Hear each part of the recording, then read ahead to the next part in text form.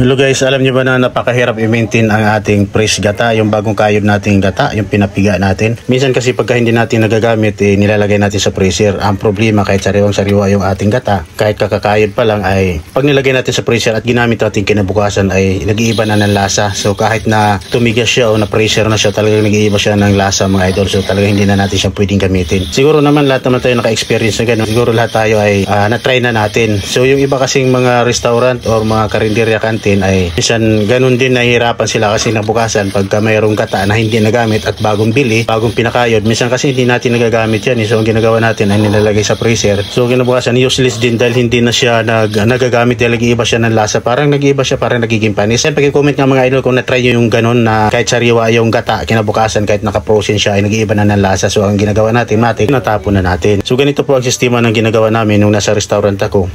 Siyempre kailangan ng stock ng gata dahil ang restaurant po ay may mga short order siya. So ibig sabihin short order pagka niluto tsaka siya ngayon mabilisan yung pagluto. Kunyari ginataan yung order niya, so may gata kagaya ng kohol na may gata. So ang kailangan natin rito siyempre kailangan ng gata. So yung iba kasi hindi sila gumagamit ng instant gata na nabibili sa supermarket dahil alam naman natin na loaded ng chemicals yan. So ang ginagawa namin sariwang gata talaga.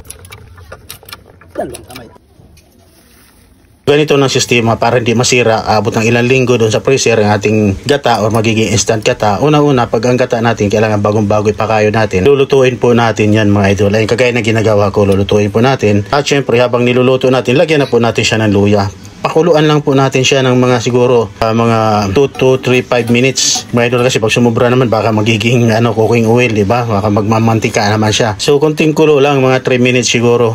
Ayan kagaya ng ginagawa natin, mga 3 minutes lang siguro pwede na. Ayan, hayaan lang natin siya na kumulo. At syempre habang pinapakulo natin, halu-haluin na natin. Pwede rin kayo mag-add ng konting suka, konting-konti lang. Pwede rin kayo mag-add ng konting timpla, konting asin. Pwede nyo na rin igisa na lang ang ating ang ating gata, ating gawing instant gata para pagka nilagay natin sa ating ulam na madali ang niluluto, sandok na lang tayo roon. Ginawa natin instant gata. So ganito po ang ating sistema mga idol. Kasi marami pong nagtatanong kung bakit yung gata na nabibili at hindi nagagamit pag nilagay sa freezer at talagang hindi na nagagamit kinabukasan dahil nag-iba na po ng lasa. Parang lasang na siya, di ba mga idol? Parang lasang panis na. So ganito lang po ang madaling diskarte rito. Unang-una, para hindi tayo bili ng gata, lalong-lalo na dun sa may mga short order na kainan, para hindi bili ng gata, pwede tayong bumili ng maramihan ng gata. Ang gagawin natin, lutuin lang natin doon sa isang kawali, pakuluan natin saglit at saka natin ilalagay sa freezer pag kumulo. Pero syempre bago natin ilagay sa freezer, kailangan natin palamigin muna. O kaya ay portion na natin per order para kunyari may umorder, kuha na lang tayo roon ng isang balot ng gata at saka natin ilagay sa ating recipe na order na may gata. Ganun lang kasimple gumawa ng instant gata mga idol na lagi siyang fresh, na hindi siya nasisira. Pero kailangan i-freezer pa rin po natin siya. Kailangan hindi na siya nag-iiba ng lasa. So parang lagi siyang sariwa pa rin. So ayun lang po sa aking karanasan, sa aking experience, sa aking pinapasukan.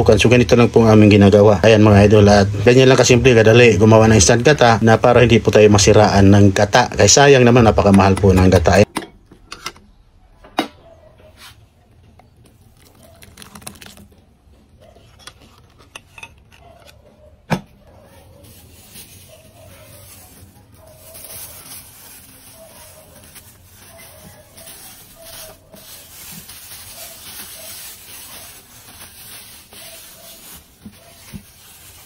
Kagaya niyan yung ginawa natin, ilagay po natin sa freezer at pag nagluto po tayo ng ginataan, kukuha lang po tayo ng konti. Ayan, at yun na yun. At sa mga gusto nga palang umorder ng ating bagnet bagoong, mamaya ilagay po natin yung link sa comment section, link po ng Shopee mga idol, at nang sa gayon mapabilis po ang inyong pag-order. Yan, salamat.